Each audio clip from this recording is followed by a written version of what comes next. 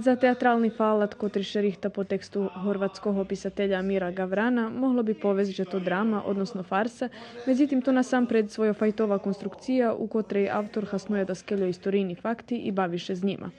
Tak osnovni element kolohtorого še rozviva pripovedka Kralj Slunko, Luj XIV. Na tej predstavi še robi už dva mešaci i možeme povesti, že obecuje.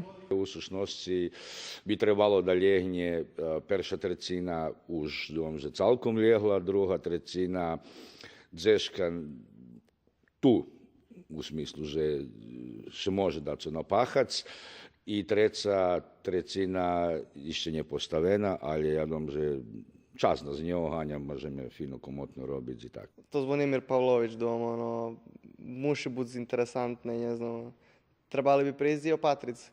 Nazva predstavi išće nje odredzena, ali je jak hvari režiser je imeno vyberu tih dňoh. Za teraz možeme najaviti, že še premijera očekuje na počátku aprila u prostori Ohruskog kulturnog centru.